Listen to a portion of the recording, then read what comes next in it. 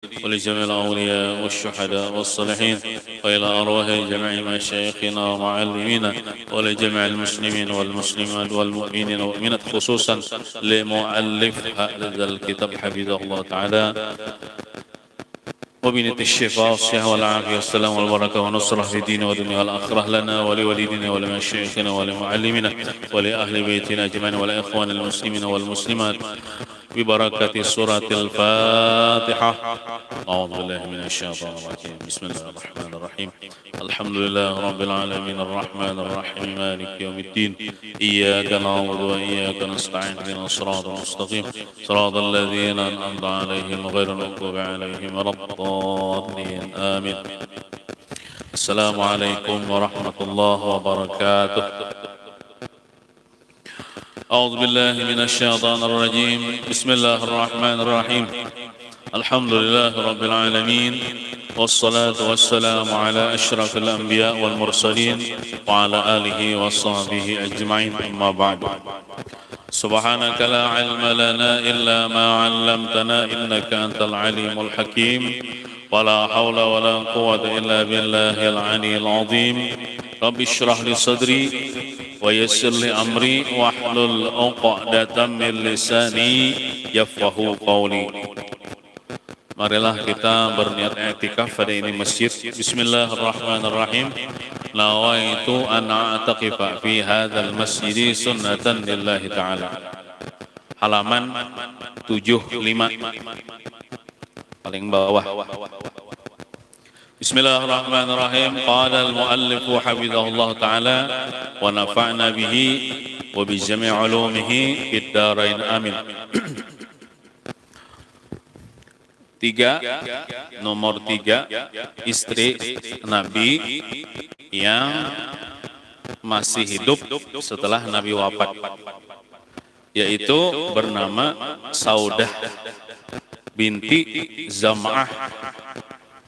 Saudah binti Zam'ah radhiyallahu anha, Ummul Mukminin, ibunya orang yang beriman. Suami Saudah yang pertama As-Sakran bin Amr. Itu sebelum menikah dengan Nabi Muhammad, Saudah pernah bersuami yang bernama As-Sakran bin Amr. Itu Amar lah, bukan Umar. Bila pakai waw, Amar. Namun kada pakai waw, Umar. Adalah salah seorang anggota rombongan yang ikut berhijrah ke Habasyah, kemudian ke Makkah. Setelah hijrah ke Habasyah, kembali lagi ke Makkah dan meninggal dunia di Makkah. Jadi Sakran, arwah Sakran ini masuk Islam di Makkah. Kemudian Nabi menyuruh rombongan yang di Makkah daripada kaum muslim ini, karena di Makkah ini selalu ditindas, ada aman, disuruh Nabi berhijrah ke Habasyah. Habasyah itu di daerah Afrika, daerah Ethiopia, Afrika. Dan Nabi berhijrah, berpindah ke Habasyah karena terganggu di Makkah ini oleh kafir-kafir Quraisy. Karena Nabi di Habasyah itu ada seorang raja, walaupun agamanya Nasrani, namanya Raja Najasyi. Itu rajanya yang adil, rajanya baik. Bila minta perlindungan kepada raja itu pasti dilindungi, pasti aman kalian. Nah, lalu berhijrahlah ke Habasyah, ke Afrika. Akhirnya dilindungi, disambut dengan baik. Dan akhirnya Raja Najasyi itu masuk Islam. Akhirnya Raja Najasyi itu masuk Islam. Kalau tidak salah, di hadapan Sayyidina Ja'far bin Abi Thalib. Ja'far bin Abi Thalib. Sepupu Nabi. Misalnya Ja'far bin Abi Thalib itu hijrah juga ke Habsyah. Nah, lalu jandalah si Saudah nih kan setelah suami meninggal dunia lalu dikawini oleh Nabi Muhammad. Saudah dikawini Rasulullah sallallahu alaihi wasallam pada bulan Ramadan tahun ke-10 dari kenabian. Yakni tidak beberapa lama setelah wafatnya Sayyidah Khadijah. Setelah Sayyidah Khadijah wafat, itu Sidin mengawini Siti Saudah. Saudah wafat di Madinah di masa akhir pemerintahan Khalifah Sayyidina Umar bin Al-Khattab radhiyallahu anhu. Jadi Siti Saudah ini termasuk panjang umur sampai menemui kekhalifahan Sayyidina Umar bin Khattab. Jadi Nabi kita Muhammad SAW Sidin mengawini perempuan janda itu bukan karena nafsu lah, tapi ada tujuan kasih sayang atau kasihan kepada janda misalnya atau ada tujuan supaya menyampaikan dakwah. Ini bisa juga kayak inilah. Ada di antara istri Nabi itu keluarga istri Nabi ini benci kepada Nabi, memusuhi Nabi, memusuhi kaum muslimin. Cuman dengan gara-gara Nabi mengawini perempuan itu, perempuan yang janda ini tapi jandanya sudah Islam misalnya, otomatis kan ini berkeluarga dengan Nabi Muhammad. Jadi bakurang memusuhinya. Nah, gitu. Ada yang masuk Islam. Gara-gara baik perawan Nabi nih, akhirnya masuk Islam. Gara-gara bemarwai kan misalnya, atau pokoknya kan dengan perkawinan ini memperbanyak keluarga. Nah, kayak itu. Ada tujuan-tujuan. Atau bisa juga dikawini Sidin perempuan itu lalu jadi istri Nabi kan. Namun Nabi mungkin menyampaikan agama kepada keluarganya bisa ngalih, bisa menentang. Tapi kalau ini sudah dijadikan Nabi istri lalu disuruh Nabi ikam dakwahi keluarga ikam. Nah, masuk Islam keluarganya, jadi itu nyaman keluarganya. Maksudnya anaknya misalnya abahnya yang belum Islam kan, bisa abahnya masuk Islam. Jadi ada tujuan-tujuan dakwah, bukan hawa nafsu bukan hawa nafsu. Nabi mengawini perempuan-perempuan. Kemudian yang keempat, istri Nabi yang masih hidup setelah Nabi wafat, Sofiyah binti Huyai bin Akhtab radhiyallahu anha. Nah, ini Huyai ini kan orang Yahudi dan memusuhi benar lawan Nabi. Anaknya Sofiyah itu asalnya jadi tawanan perang, akhirnya masuk Islam, dinikahi Nabi. Perempuan Yahudi masuk Islam, dikawini Nabi. Supaya mungkin tujuannya abahnya bakurang menyakiti kaum muslimin, si Huyai. Sofiyah binti Huyai bin Akhtab radhiyallahu anha. Nah, ada juga istri Nabi nih daripada orang Yahudi tapi masuk Islamnya. Huyai bin Akhtab, abahnya nang Sofiyah nih, adalah seorang pemuka Yahudi. Kepala ahuinya lah, bosnya lah, orang terkemuka di kalangan Yahudi. Bani Nadir, bubuhan keturunan Bani Nadir. Ada Bani Kinanah, ada Bani Nadir, ada Bani Kainuqa. Banyak yang bubuhan Yahudi itu kayak suku-sukunya nih, suku-suku juga. yang mendiami persekitaran Madinah. Jadi di Madinah tuh orang Yahudi banyak, orang Islam ada juga, orang Nasrani ada juga. Sebelum dikawini oleh Rasulullah SAW, Sofiyah binti Huyai kawin dengan Salam bin Mishkam al-Yahudi, orang Yahudi juga Salam nih. Salam bin Mishkam al-Yahudi. Lalu kemudian setelah itu dikawini oleh Kinanah bin Abil Huqaiq, mungkin bercerai kalau lawan Salam bin Mishkam, janda, dikawini pulang oleh Kinanah bin Abil Huqaiq. Keduanya berasal dari bangsa Yahudi juga. Si Kinanah ini orang Yahudi juga. Salam dan Kinanah adalah dua orang penyair Yahudi yang terkenal. Apalagi misalnya orang Yahudi ini benci kepada Islam, syair-syairnya itu pasti dah menembaki bebahan Islam, menjelek-jelekan Nabi Muhammad. Nah, ketika Kinanah meninggal dunia dalam peperangan Khaybar, kan umat Islam nih berperang dengan orang Yahudi, namanya perang Khaybar.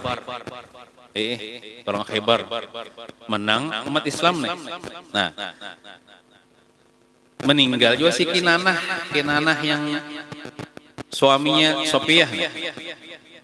Nah, Sofiyah istrinya jatuh ke tangan kaum muslimin sebagai tawanan perang. Jadi budak, jadi tawanan, belum jadi budak, ada jadi budak ada. Maka nih Sofiyah ini anak kepala suku lah ibaratnya. Dan anak kepala suku ini sangat dihormati di kalangan Yahudi.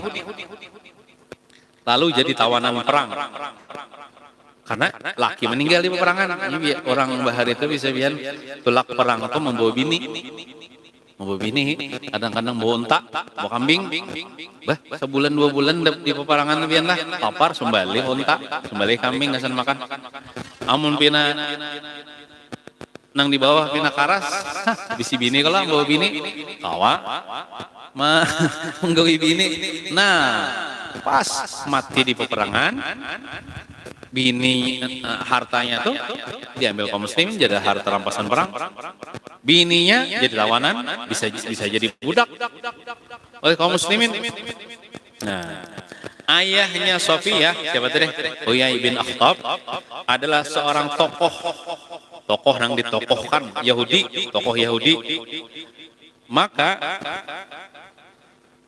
persoalannya diserahkan kepada Rasulullah sallallahu alaihi wasallam. Jadi tasarah Nabi ya kalau sudah jadi tawanan perang kaum muslimin nih si Sofiyah nih. Ada kau apa-apa sih abahnya nih. Nah, maka Rasulullah sallallahu alaihi wasallam menawarkan kepada si abahnya Sofiyah nih, yaitu Huyai bin Al-Akhtab nih. Menawarkan kepadanya 2 perkara. Merdeka dan dikawini oleh Rasulullah SAW, atau bebas tanpa bersyarat dan dapat kembali kepada kaum kerabatnya. Kan nyamannya pilihannya nih. Kedua-duanya bagus. Ujar Nabi, ini akhlak Nabi lah. Nabi itulah apabila menawan tawanan perang itu diperlakukan dengan secara baik. Kenapa jadi kayak itu? Supaya tawanan perang ini ini akhlak orang Islam tuh. Jadi selama dia ditawan tuh diberi makan nih, diperlakukan dengan baik. Jadi berapa banyak yang tawanan perang tuh melihat nih kelakuan umat Islam nih kayak ini bagus, masuk Islamnya. Ada nang dijolimi, dirantai, dipukuli ada, diperlakukan dengan baik tuh bang, nang kayak tamu tuh bang. Nang nih, tawanan perang nih, amunnya orang Islam lah ditawan oleh orang kafir bisa disiksa, bisa dibunuh, dijolimi. Kalau orang Islam nih dengan akhlaknya, apalagi Nabi Muhammad nih memperlakukan tawan perang itu sebaik-baiknya, apalagi bebinian. Ada mungkin dilecehkan, ada mungkin diperkosa dan sebagainya. Jadi Nabi menawarkan kepada abahnya Sofiyah nih, artinya anak pian ini, artinya kan jadi tawanan perang ini jadi budak kayak sudah.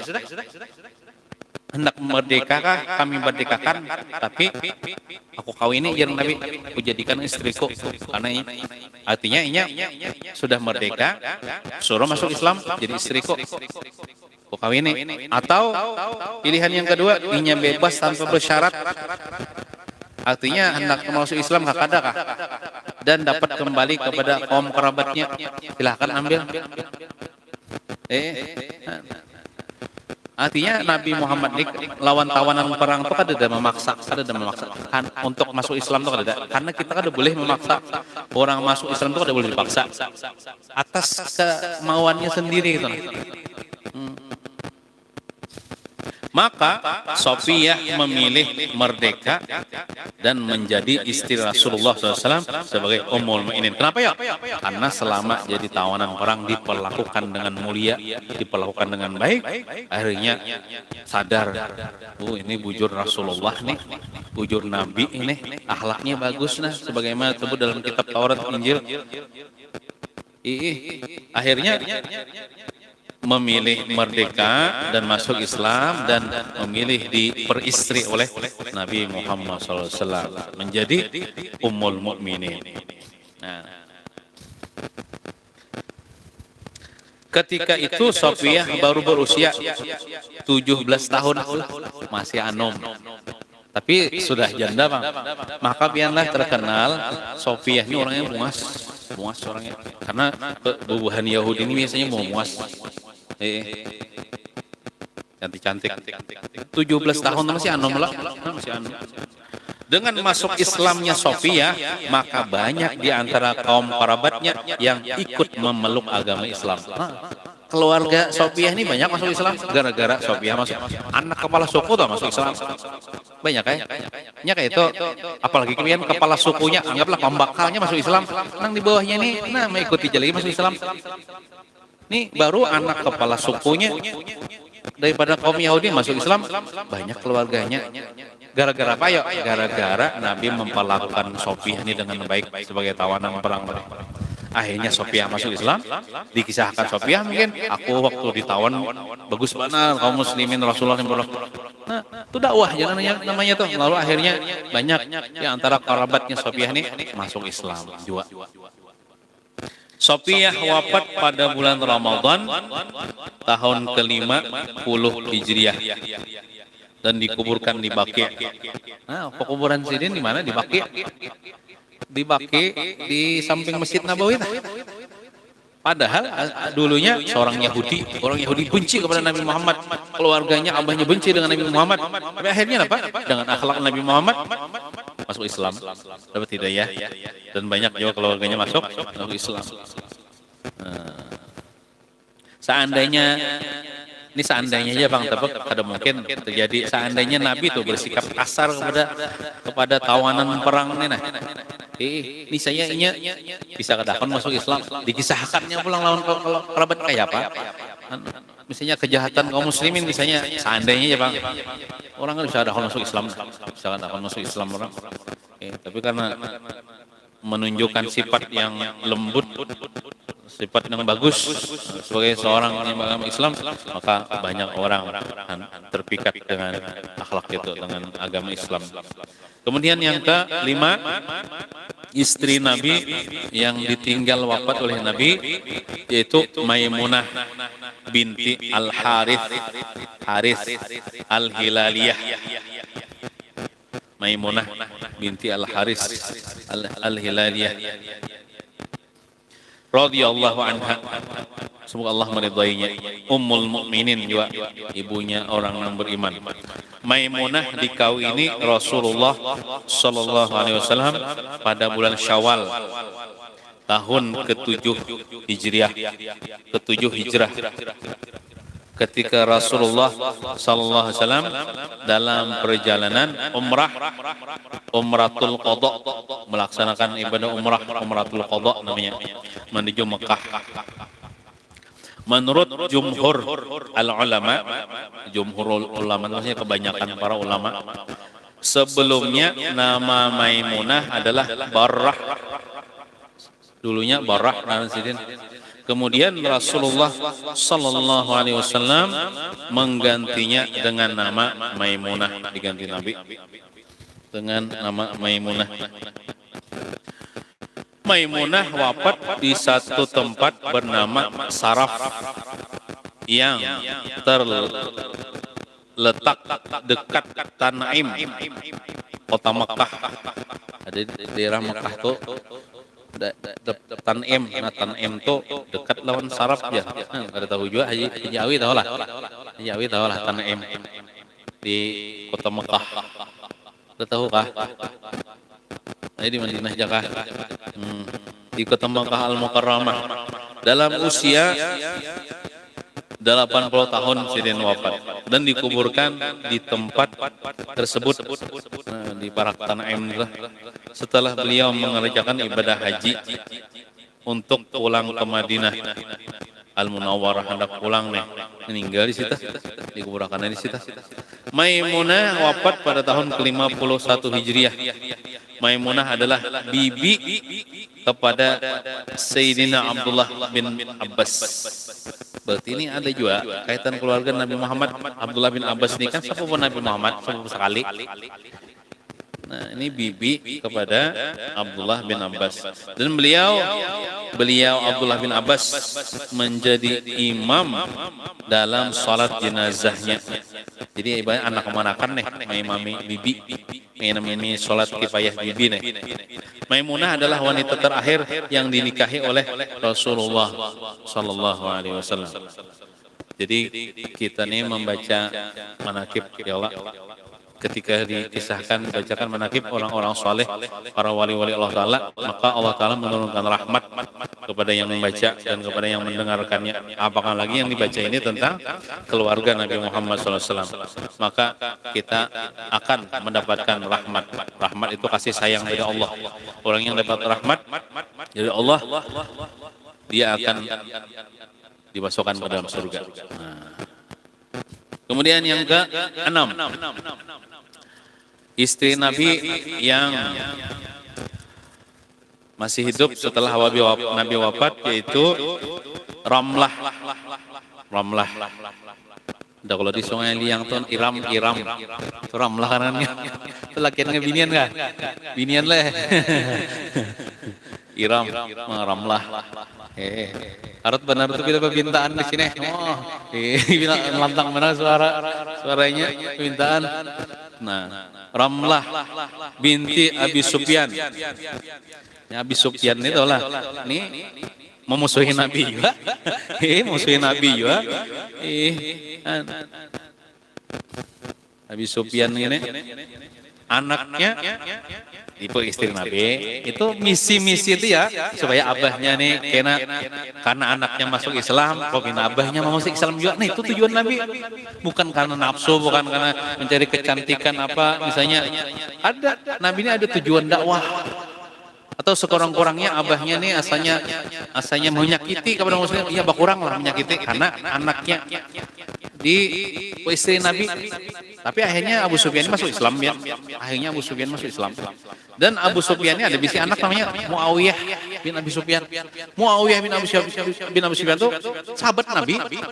Nah itu kalau yang akhirnya mencetus dinasti khilafah Bani Umayyah sampai berapa abad itu setelah kekhalifahan kan, betul ada dinasti Bani Umayyah itu nang umat kekhalifahan Islam.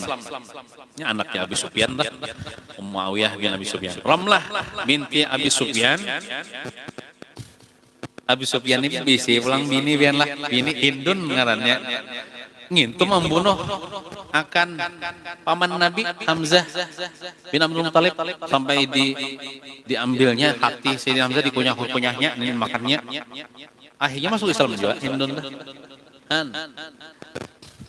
Jadi ada tujuan Nabi ini mengawini ini supaya mamanya, abahnya kapulang anak masuk Islam. Ya. Ramlah binti Abi Sufyan, siapa naran Abu Sufyan nih? Sahar bin Harab. Sahar itu artinya batu, biarlah. Bin Harab, Harab itu artinya perang. Oh, batu itu kan keras loh, kokoh. Harap itu perang. Mana pengarasan misalnya orangnya leh. Mana waktu itu perang misalnya. Radhiyallahu anha, Ummul Mukminin. Juga gelarnya Ramlah nih, ibunya. Orang beriman. Ramlah lebih dikenal dengan sebutan Ummu Habibah. Ummu Habibah. Ketika masih di Mekah, Ummu Habibah pernah ikut berhijrah bersama suaminya yang bernama Abdullah bin Jahash. Berarti masuk Islam mulai di Mekah leh si Ramlah nih. Nah, lawan suaminya lalu berhijrah ke negeri Habsyah. Nah, ke negeri Habsyah. Pada hijrah rombongan yang kedua. Oh, jadi kaum muslimin sebelum ke Madinah telah hijrah ke Habsyah. Ada rombongan pertama, ada rombongan kedua. Di sini ini rombongan kedua. Manakala suaminya Abdullah, suaminya si Habsyah, nang Ramlah nih, yang bernama Abdullah bin Jahash nih, berpindah agama menjadi seorang Nasrani, salahnya murtad. Lakinya nih murtad. Padahal bagus saja sudah untuk masuk Islam dul kibini nih. Tiba-tiba apakah pindah menjadi seorang Nasrani, maka beliau tetap menjadi seorang muslimah. Jadi si Ramlah nih kada empat murtad kada, tetap menjadi seorang muslimah yang kokoh beriman kepada Allah. Nah, mendengar peristiwa itulah Nabi nih mendengar bahwasanya si Ramlah ini lakinya murtad. Artinya lamun murtad itu kan kalau nikah itu dipasah. Kada boleh lagi dalam agama kita dua suami istri Islam.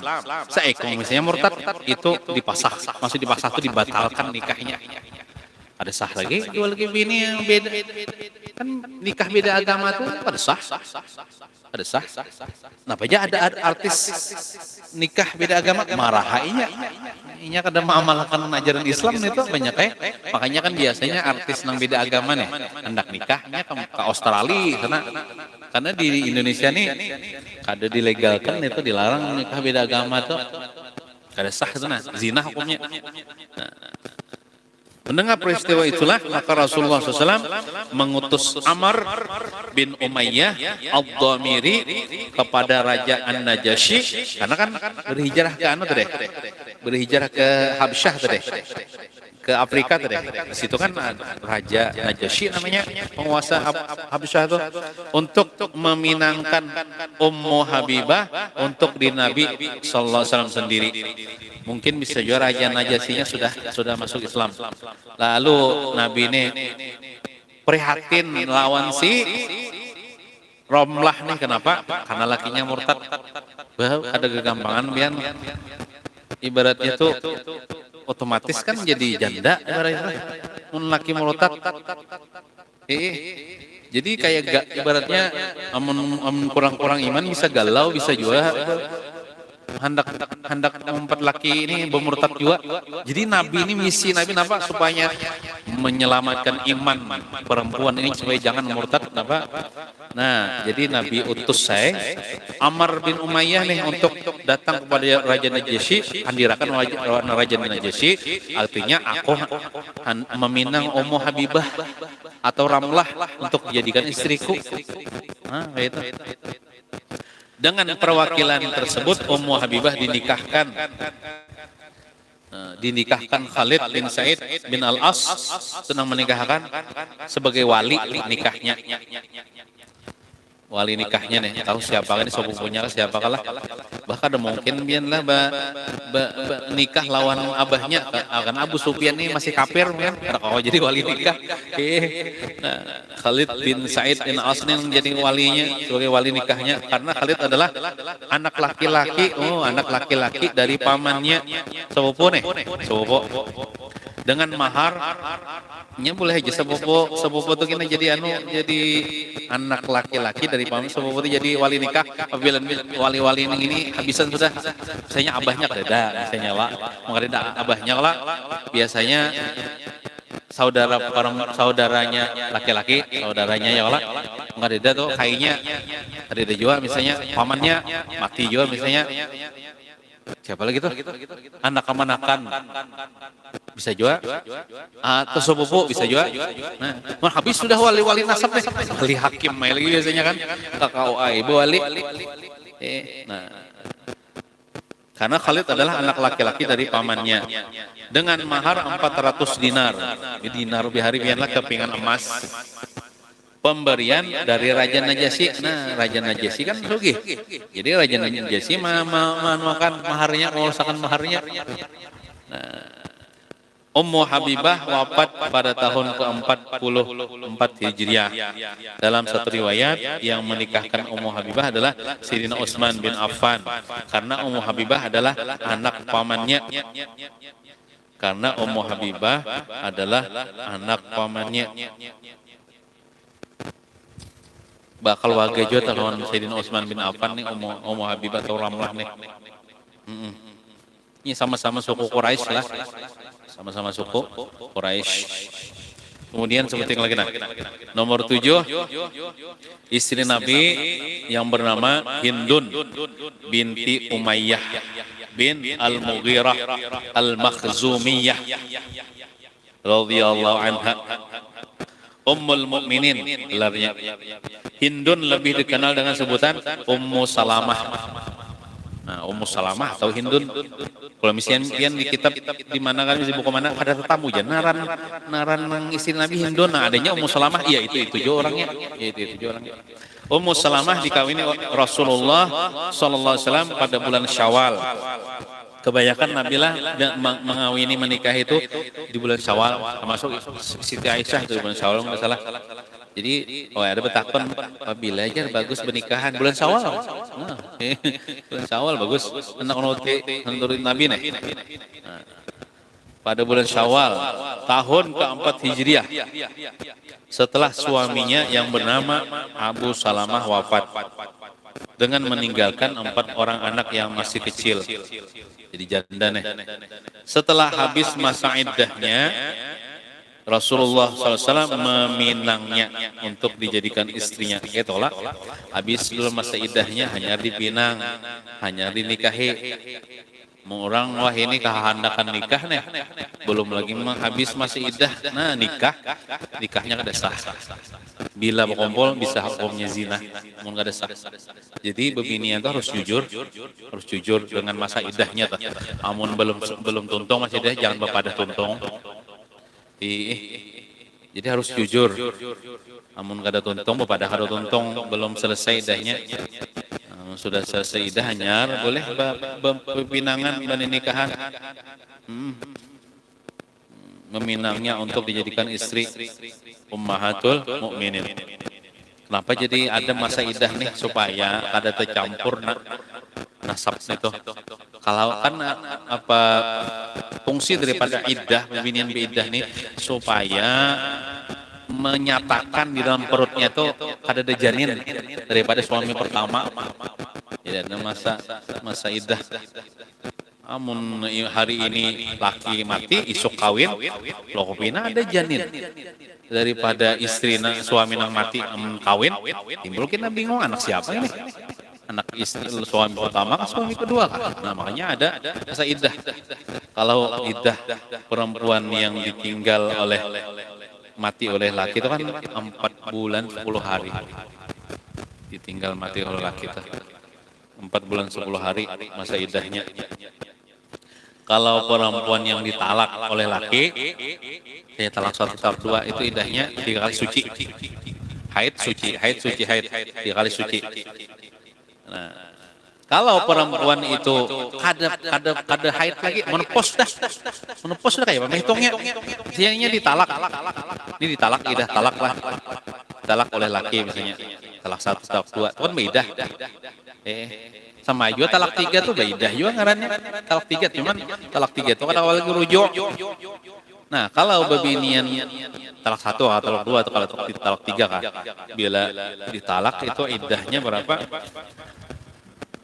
Amun bebiniannya masih haid itu 3 kali suci. Amun bebiniannya menopos dah, kada haid lagi kalau kada kamu hitung, maka 3 bulan. Iddahnya 3 bulan. Imbah 3 bulan boleh haid, nikah pulang dengan laki-laki lain. Amun lakinya nah ini kada merujuk, kada memantuki. Nah, jadi itu harus wajib iddah. Dan juga selain ba'iddah, perempuan ini juga wajib ihdad namanya. Ihdad. Baik itu perempuan, ini yang nyatanya adalah perempuan yang kematian laki nih. Wajibnya ba'iddah selama 4 bulan 10 hari. Jadi selama itu ia kada boleh nikah dengan laki-laki lain. Dan juga wajib ihdad. Apa itu ihdad? Jangan berdandan, jangan berharum-harum, jangan begitu, jangan pokoknya kada usah berhias-hias bang. Dan jangan berjalanan ke situ kamari, begana di rumah aja. Kenapa? Karena menghormati suaminya yang meninggal nih.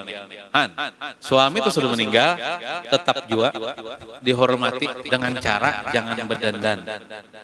Selama 4 bulan 10 hari. Selama masa iddah tuh.